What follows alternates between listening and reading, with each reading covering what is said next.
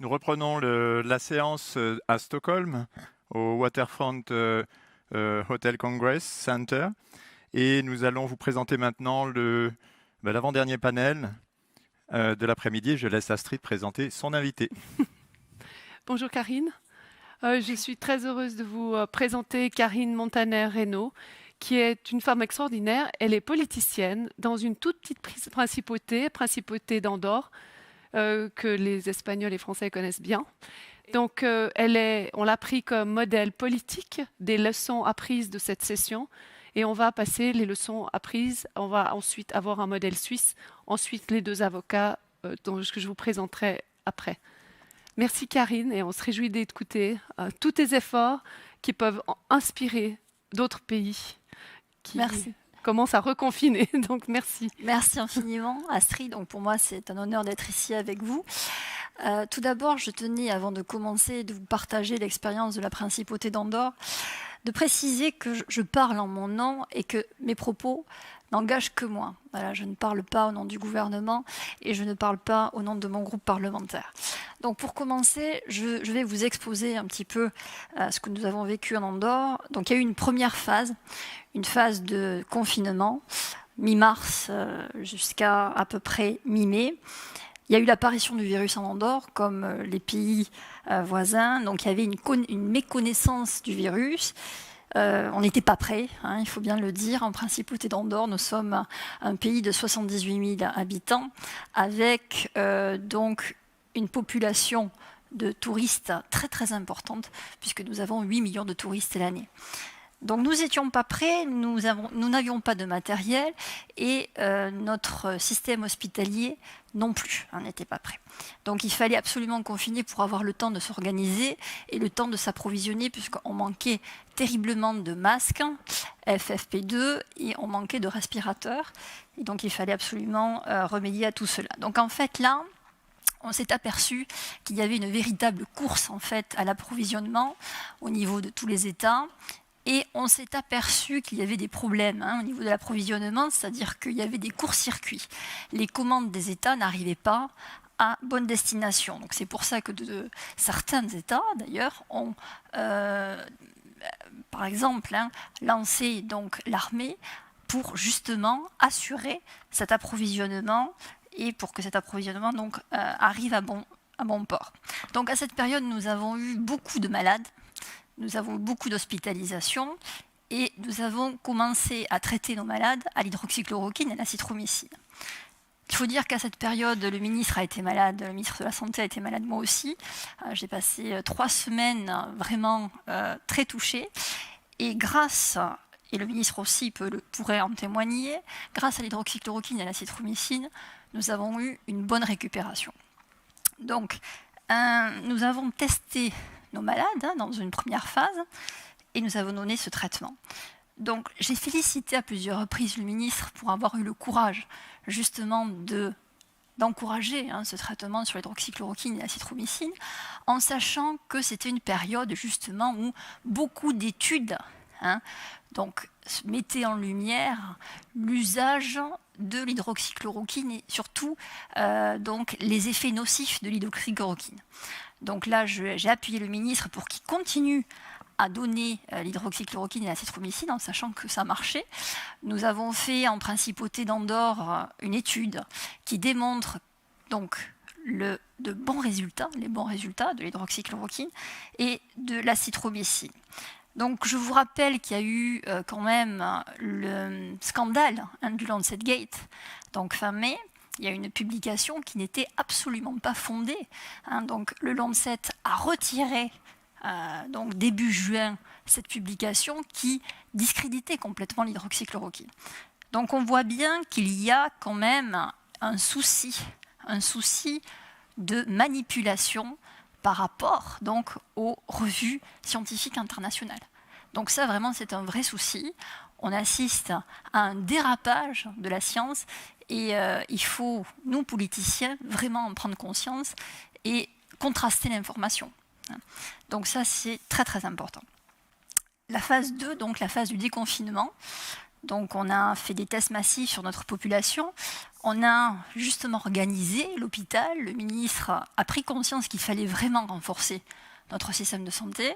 Il fallait donc embaucher beaucoup plus de soignants pour justement prendre soin de nos malades.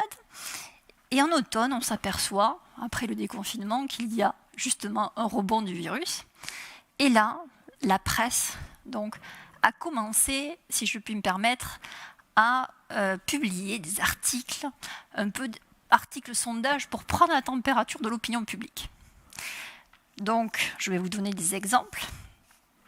Confinement total. Donc, le gouvernement pense à un reconfinement total, alors que pas du tout. Mais la presse andorrane, quand on voit vraiment les propriétaires de la presse andorrane, forcément, c'est des gens de pouvoir, des gens qui sont aussi dans la sphère du pouvoir actuel ou qui ont été dans la sphère donc, du pouvoir dans le passé. Donc, c'est vrai que quand on voit ce genre d'article, un peu sondage, on prend peur. Et moi, j'étais vraiment très, très opposée en fait, au confinement total parce qu'il ne fallait absolument pas exposer la population à l'appauvrissement. L'appauvrissement est terrible et ce sont des effets donc, directs du confinement. Donc les États, bien évidemment, quand il y a un confinement, il faut donc épauler les citoyens et pour ça, pour épauler les entreprises, les citoyens et pour pas que notre tissu économique et social chute, il faut mettre les moyens et trouver des lignes de financement. Et pour un petit État comme la Principauté d'Andorre de 78 000 habitants, autant vous dire qu'il est très difficile de trouver des lignes de financement. Mon gouvernement a fait tout son possible pour trouver des lignes de financement, mais il fallait absolument trouver un équilibre. Pour les vaccins, pareil, c'est-à-dire que la presse a publié des articles pour justement dire qu'il était impératif de se vacciner et que peut-être il fallait envisager donc une vaccination avec une récompense. C'est-à-dire que ceux qui allaient se vacciner auraient peut-être le droit de se promener sans masque et d'accueillir chez eux donc les personnes de leur choix.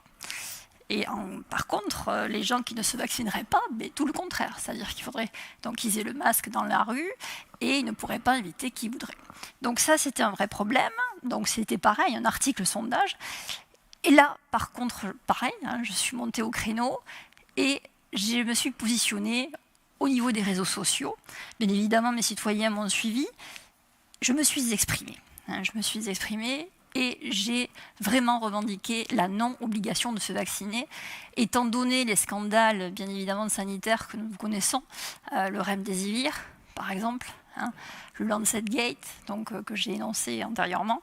Le Remdesivir, pareil, nous, en tant que petit État, nous avons acheté pour 200 000 € le Remdesivir pour traiter certains patients.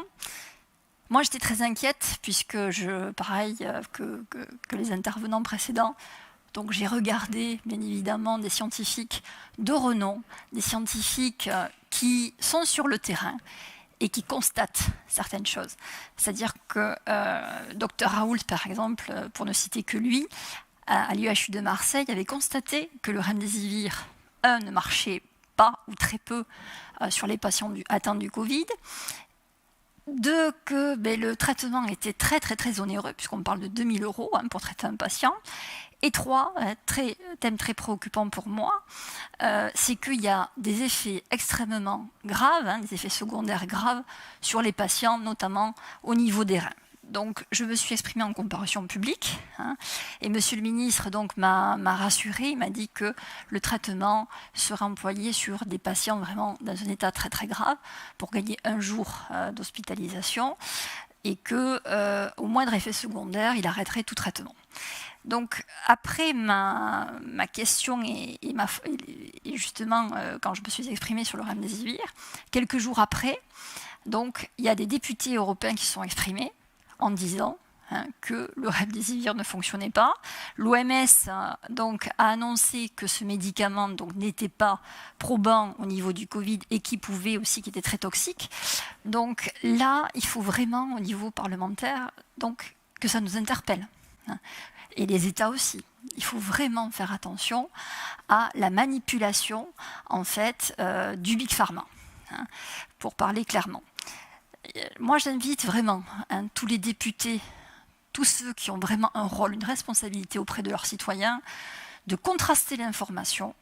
Et je les invite aussi à lire donc quelque chose qui me semble très très important, qui est le rapport de 2011, un rapport du Sénat français qui parle justement de la grippe aviaire. Au niveau de la grippe aviaire, donc, dans ce rapport, les sénateurs ont mis en lumière une possible manipulation du Big Pharma. Et là, vraiment, il faut que ça nous serve de base pour, si jamais il y a de futures pandémies, pour ces futures pandémies et pour cette pandémie. Je pense qu'on a beaucoup de leçons à tirer de ce rapport et j'invite mes collègues à écouter les gens de terrain, à écouter les gens qui traitent les malades et à laisser justement cette liberté aux médecins de prescrire. Alors, il faut bien dire qu'en principauté d'Andorre, étant donné que l'hydroxychloroquine est en vente libre, on peut s'en procurer en pharmacie, et que, vu notre étude, nous avons d'excellents résultats, c'est vrai que nous voulions partager ça au plus grand nombre à la communauté scientifique, bien évidemment. Donc, je travaille conjointement avec le ministre. Je l'ai alerté sur les vaccins, justement, les vaccins à base d'ARN, qui est, si je puis me permettre, une grande expérience scientifique, mais vraiment, nous n'avons pas le retour sur cette expérience scientifique. Il faut être extrêmement prudent. On parle d'un vaccin qu'on injecte dans le corps, donc ce n'est pas un objet qu'on achète et qu'on met sur la table. Donc il faut vraiment être prudent à ce niveau. Notre ministre, qui était quand même très très optimiste au niveau des vaccins, a aujourd'hui un discours beaucoup plus prudent et je salue sa prudence, bien évidemment. Donc, par exemple, en principauté d'Andorre, donc la principauté a comme objectif de faire des tests massifs. Il voulait chaque semaine faire des tests sur les enfants, sur les adolescents et sur les maîtres, les maîtresses et les professeurs. Des tests antigènes, donc, qui se pratiquaient pareil que le PCR, c'est-à-dire d'enfoncer le test à 7 cm de l'entrée du nez, avec tous les risques, bien évidemment, que ça comporte. Puisque j'ai écouté Alexandra Rion-Code lors d'une interview où elle expliquait justement la fragilité de la membrane et que si le test était mal fait, il pouvait y avoir une perte de liquide céphalorachidien. Donc ça, c'est très très grave. Et il faut vraiment faire attention à ce qu'on fait, le remède peut être pire que la maladie, si je puis me permettre. Donc j'ai alerté le ministre en disant on teste des personnes saines avec le risque qu'il y a au niveau de ce test antigène. Monsieur le ministre, si j'étais vous, je resterais prudente. Voilà.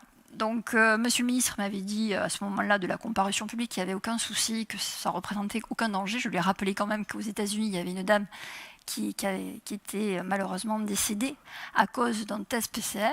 Donc, c'est pareil que le test antigène que voulait faire monsieur le ministre. Donc, au bout d'un certain temps, bon, je suis quand même quelqu'un d'insistant, je reconnais, et d'ailleurs, je m'en excuse auprès de mon gouvernement. Au bout de quelques jours, monsieur le ministre m'appelle et me dit effectivement, Karine, on va quand même changer de test antigène et puis on va faire des tests antigènes à 1,5 cm de l'entrée du nez, comme ça nous n'aurons aucun risque. Donc là, je le salue à nouveau et je le remercie parce qu'on a pu travailler. J'ai rappelé quand même à monsieur le ministre et aussi à la ministre de l'Éducation, qui a quand même une responsabilité aussi, le code de Nuremberg, c'est-à-dire qu'il y a 10 points au code de Nuremberg, et un des points est qu'il ne faut absolument pas faire prendre de risques aux patients, et surtout à des personnes saines. Donc ça a été extrêmement important. Donc je vous cite quelques exemples. Donc pour la principauté d'Andorre, il y a une réelle volonté d'équilibre, c'est-à-dire équilibrer, protéger le citoyen, bien évidemment, du virus, et aussi protéger son tissu économique et social, et garder notre humanité. C'est-à-dire qu'au niveau de la maternité, par exemple, à l'heure d'aujourd'hui, à l'heure à laquelle je vous parle, une maman peut voir son bébé peut voir la maman sans masque. C'est-à-dire qu'il y a tout un protocole. Donc on fait faire le test à la maman et au papa. Et ils peuvent assister donc à l'accouchement et le bébé peut voir la maman et le papa sans masque, chose qui est très très importante pour notre humanité, bien évidemment. Donc Le message que j'aurais à passer, si vous me le permettez, en conclusion, j'encourage vraiment tous les politiques en place de regarder, de contraster l'information. Combien de fois j'ai entendu dire « Écoute Karine, tu es économiste, tu n'es pas médecin. » Messieurs les parlementaires, vous n'êtes pas médecins, mais je vous encourage vraiment d'écouter ceux qui savent et ceux qui, justement, soignent les malades, parce qu'eux, ils savent. Ceux qui soignent les malades et ceux qui n'ont pas de conflit d'intérêt. Et surtout, relisez ou lisez le rapport du Sénat français de 2011. Il est chargé d'enseignement. Et le message que j'aurais aussi à dire, c'est de ne pas perdre de vue vraiment nos citoyens. Il faut être très vigilant, être à leur service. Et le message que j'aurais à dire aussi, c'est que le message unique est très très dangereux. Il peut porter des dérives extrêmement graves.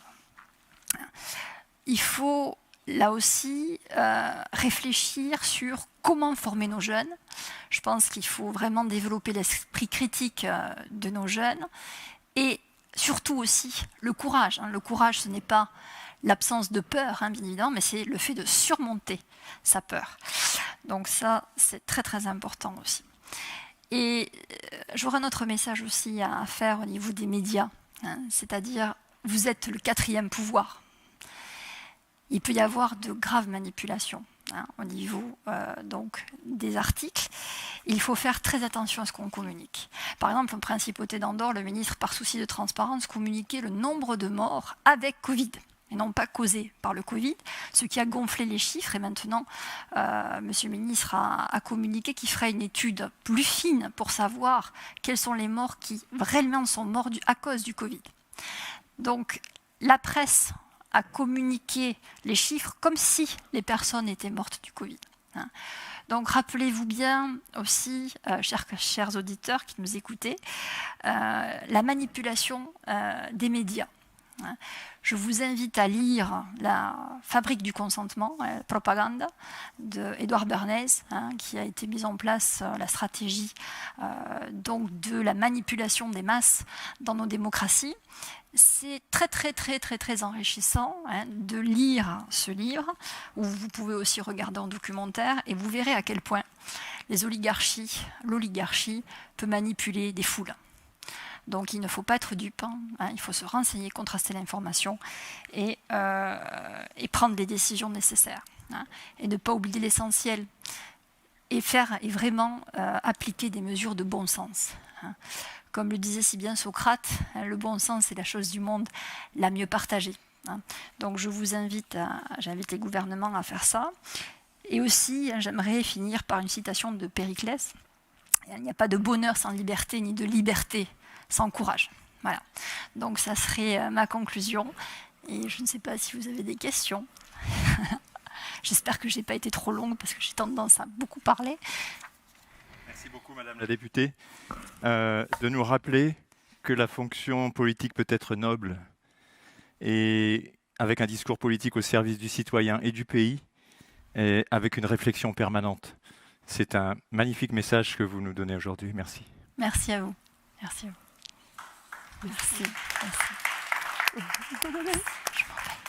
Je m'en vais. Merci. Alors une question, très bien. Oui, absolument. Vous voulez venir?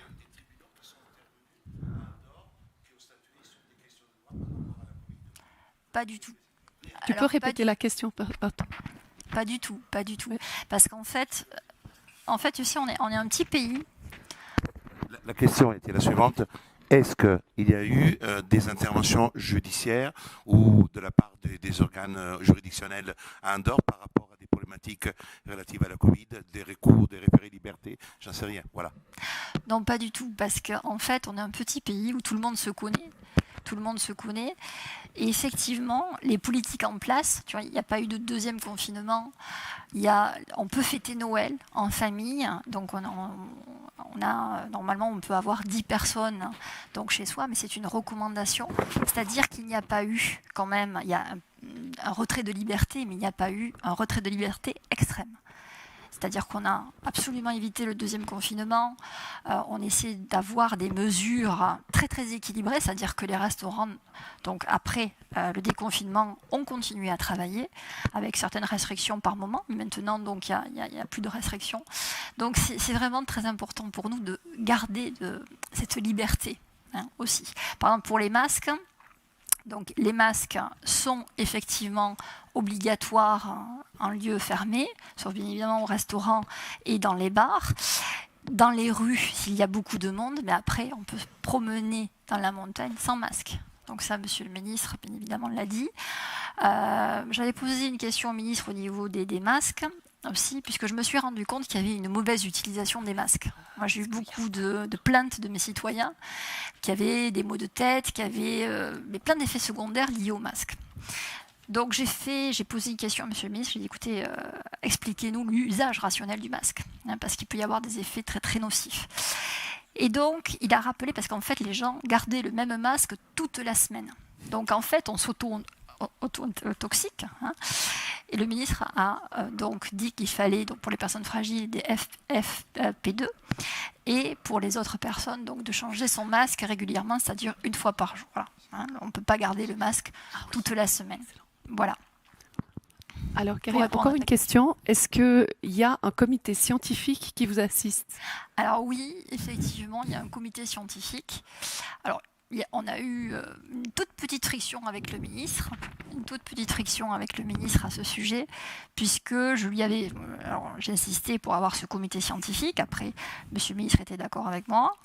Par contre, il y a eu un souci quand j'ai demandé en comparution publique que le ministre me donne le CV de chaque membre du comité scientifique et qui me donne l'attestation justement de non-conflit d'intérêts. Voilà. Et là, donc, ça a posé problème, et parce qu'il y a une personne qui travaille le vaccin. Par contre, cette personne est de la confiance du ministre. Donc moi, je lui dis, il ne faut pas qu'on ait de friction. C'est-à-dire que si toi, tu es bien avec ta décision, tu ne dois pas être sur la défensive. Parce que si tu es sur la défensive, moi, je vais commencer à chercher. Ça va me paraître bizarre. Donc si tu as choisi cette personne et qui est digne de ta confiance, eh bien, assume et dis-le. Et tu nous donnes le curriculum et tu donnes les attestations. Et si cette personne ne peut pas prendre de décision au moment T pour le vaccin, mais elle sortira de la commission et c'est terminé. Voilà, donc il faut, à un moment donné, je pense qu'il faut être aligné avec soi-même et assumer ses choix. Voilà. Magnifique, merci Karine. On va revenir là-dessus après, Parfait. avec le débat. Parfait. Hop, pardon. Merci, avec les avocats. Hop. Hop.